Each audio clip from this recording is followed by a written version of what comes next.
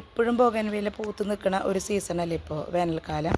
അപ്പോൾ നമ്മളിപ്പോൾ ഇതെങ്ങനെയാണെന്ന് വെച്ചാൽ ഇപ്പോൾ ഇതുണ്ടായി കഴിഞ്ഞ് ഇവിടെ വെട്ടി കഴിഞ്ഞാൽ പിന്നെ വീണ്ടും തളിര് വന്നിട്ട് വേണ്ട അടുത്ത ട്രിപ്പ് ഉണ്ടാവാൻ അപ്പോൾ ഒരു 10-15 ദിവസം ഇത് ഒറ്റ പൂക്കളും ഇല്ലാണ്ടിരിക്കും. അതല്ലാതെ നമുക്ക് എപ്പോഴും പൂവുണ്ടാവും. അതായത് ഇത് വെട്ടിയാലും ഇപ്പുറത്ത് പൂവുണ്ടായിരിക്കാനുള്ള കാര്യമാണെന്ന് പറയണം. അപ്പോൾ നിങ്ങൾ സ്കിപ്പ് ചെയ്യരുത്, നിങ്ങൾ സബ്സ്ക്രൈബ് ചെയ്ത് കാണണം. നമ്മൾ ബോഗൻവില്ലയുടെ ഒരു 3-4 വീഡിയോ ചെയ്തിട്ടുണ്ട്. അതായത് സോഫ്റ്റ് പ്രൂണിങ് ചെയ്തിട്ട് പൂക്കളുണ്ടാക്കുന്ന വളം ഇടുന്നതൊക്കെ ചെയ്തിട്ടുണ്ട്. അപ്പോൾ നിങ്ങളതൊക്കെ കാണണം. ഇനി ഞാൻ പറയാൻ കാര്യം എന്താണ്, അതായത് ഇപ്പോൾ നമ്മൾ ഇത് പൂവുണ്ടായി കഴിഞ്ഞാൽ ഇത് വെട്ടും. ഇത് വെട്ടിയിട്ട് കുറച്ച് ദിവസം കഴിഞ്ഞിട്ട് വേണം നമുക്ക് ഉണ്ടാവാൻ.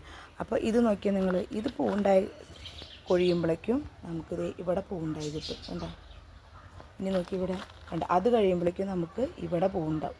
അപ്പോൾ അതിനെന്താ ചെയ്യേണ്ടതെന്ന് വെച്ചാൽ ഇപ്പോൾ ഇത് പൂവുണ്ടായി കഴിഞ്ഞ് നമ്മൾ ഇവിടെ വെട്ടുമല്ലോ, അതിന് മുമ്പ് ഇപ്പോൾ ഇവിടെ പൂവുണ്ടായി നിൽക്കുകയല്ലേ, ഈ സമയത്ത് തന്നെ നമ്മളിത് ഈ കട്ടി പിടിച്ച ഈ ഇലകളുണ്ടല്ലോ ഇതൊക്കെ നമ്മളിങ്ങനെ നുള്ളിക്കളയും. അപ്പോൾ ഒരു ചെറിയ ചട്ടിയിൽ ചെറിയ കമ്പ് ബോഗൻവില്ല ആയാലും ഇങ്ങനെ ചെയ്ത് കഴിഞ്ഞാൽ ഫുള്ള് എപ്പോഴും പൂവുണ്ടാകും. അതായത് മഴക്കാലം വരെ നമുക്ക് ഇങ്ങനെ പൂവ് ഉണ്ടായിക്കൊണ്ടേയിരിക്കും. നിങ്ങൾക്ക് വളം ഇടാനൊക്കെ അറിയാമല്ലോ, ഏതെങ്കിലും വളങ്ങളൊക്കെ നമ്മൾ യൂസ് ചെയ്തിടും. അപ്പോൾ ഈ ഒരു കാര്യം ചെയ്താൽ, അതായത് പൂവുണ്ടായി നിൽക്കുമ്പോൾ തന്നെ നമ്മൾ മറ്റ് ഹാർഡായിട്ടുള്ള ഇലകൾ ഇങ്ങനെ നുള്ളിക്കളയുക അല്ലെങ്കിൽ വെട്ടിക്കളയുക ചെയ്താൽ ഈ പൂവ് കൊഴിയുമ്പോഴേക്കും ഈ കമ്പിലൊക്കെ നമുക്ക് പൂക്കൾ വരും. അങ്ങനെ ചെയ്തതാണ് ഇത്. കണ്ടു നിങ്ങൾ, ഇതൊക്കെ ഇനി പൂവായിട്ട് വരും. അപ്പോൾ മറ്റേത് കൊഴിയും. അപ്പോൾ ഇതുമേ എപ്പോഴും കണ്ട, ഇതിപ്പോൾ ഇങ്ങനെ ഒരു മുകളം നിൽക്കുമ്പോൾ ഇത് നുള്ളിക്കളയുക അല്ലെങ്കിൽ വെട്ടിക്കളയുക കണ്ട. അപ്പോൾ ആ മുകളത്തു നിന്നൊക്കെ വരും. ഞാൻ വേറെ കാണിച്ചു തരാം അതുപോലെ ഉണ്ടായത്. ഞാൻ നിങ്ങൾക്കൊരു വീഡിയോയിൽ ഇട്ടുന്നുണ്ട് കണ്ട, ഇത് നിറയെ പൂത്തിട്ട് ഇതിപ്പോൾ ഒരു ആഴ്ച കൂടിയും കഴിയുമ്പോൾ നിറയാവും. ഇനി ഞാൻ വേറൊരു ബോഗൻവില്ല കാണിച്ചു തരാം. ഞാൻ അന്നൊരു യെല്ലോ കളർ ചെയ്തിട്ടുണ്ടായിരുന്നു കണ്ട.